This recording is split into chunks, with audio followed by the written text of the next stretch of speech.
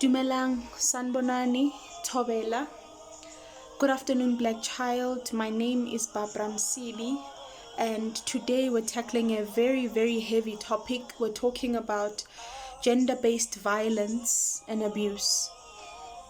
Growing up as a young South African girl, when you're close to getting married or just when you're about to get married, abantu abadala from church, your family, mother, grandmother, aunts, relatives, bakuhlalisa phansi, and they guide you and they give you advice as you're about to enter your new journey, as you're about to go into your new home. And one of the biggest things they always tell us, one of the biggest things they always say is, "Giyabekezelwa emshadweni." We persevere as women. Emshadweni, giyaperseverwa, giyabekezelwa. And this very statement, sokuthi siyabekezela, has killed so many young people. It has killed so many people in their marriages because babekezela noma yini. Babekezela noma bashawa, noma bathugwa, but bayabekezela. They still hold on to into engekho. They hold on because what a shame it would be to go back home with your tail between your legs, holding your bags. Bazothi no makhelwane, bazothi no malume. After having had such a lavish wedding, having posted everything on social media, having posted your video of you and your partner dancing, "Oh, love lives here," and you're dancing in the background, "Kudlala, oh, this is for your love." Yeah. And what a shame to go back home after all of that. What a shame. Bazothi no makhelwane after they RSVP'd to the wedding of the year. Sibalekele kuphi? As young women, when our families are the very ones who tell us to persevere even in such situations and circumstances. Sibalekela kuphi?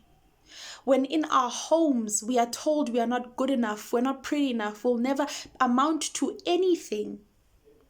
We are emotionally, physically abused every single day in our own homes. Sibalekela kuphi? Even when we go back to our homes and we muster up the courage to swallow the shame and go back home, masifike ekhaya, the very thing that we were running away from is the very thing we find at home with our fathers, our uncles, our grandfathers, our brothers. We are molested and abused by those who we think will never do such a thing to us because they are our blood and they are there to protect us. But yet they are the very instigators of such abuse. Sibalekela kuphi? Siyaphuma siya emsebenzini and we are assaulted by our male colleagues who look at us like we are pieces of meat. Sibalekela kuphi? Sibalekela kuphi because we step outside ukuthi sishawe umoya, but the very boy I grew up with, wasestradini, wase next door, is the very one who drags me into the bushes and rapes me. Sibalekela kuphi? to a point where unembeza useko, where a 3-year-old child is raped, where a woman who is 8 months pregnant is raped, a woman is stabbed to death, who is 8 months pregnant. Sibalekela kuphi? Unembeza ukuphi madoda? Kwenze njani? Kwenze njani? Sekwanele.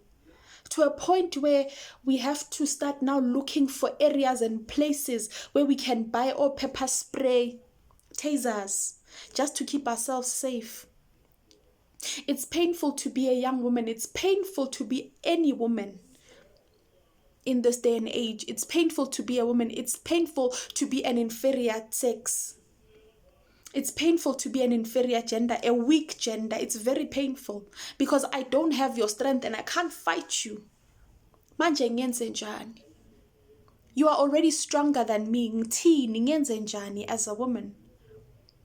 We are living in times where it's not even safe to open the door, let alone be inside.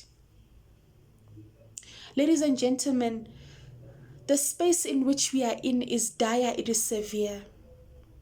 We are finding ourselves right now in lockdown, and while some of us are having the time of our lives, preparing new recipes, trying to get to know our families, and we are bonding, there are people who are beaten every day, and they're just asking the Lord for this pandemic to go away, not because they're afraid of dying of the pandemic, but because they are close to death in their own homes.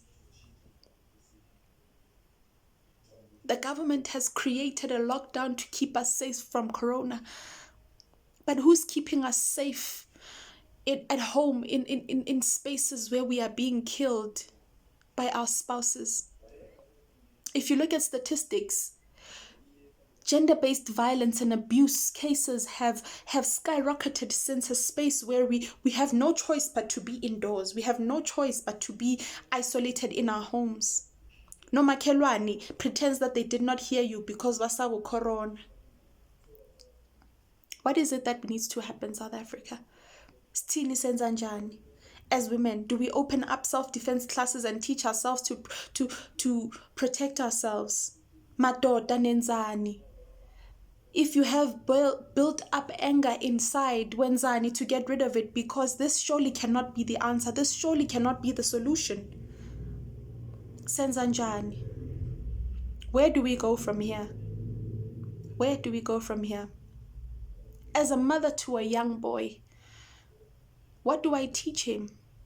Because every single time he looks at the TV, young as he is, he does not understand what he sees.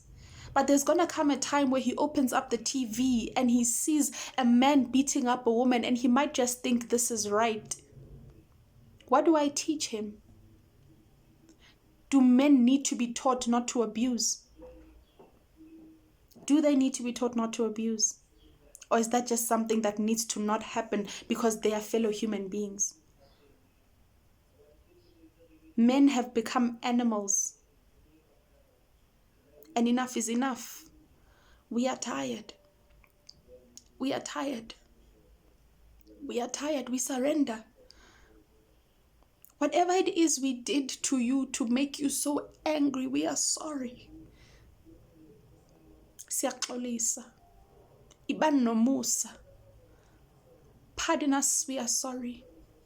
But sekwanele manje. Sekufe abantu abaningi, sekwanele manje. Enough is enough.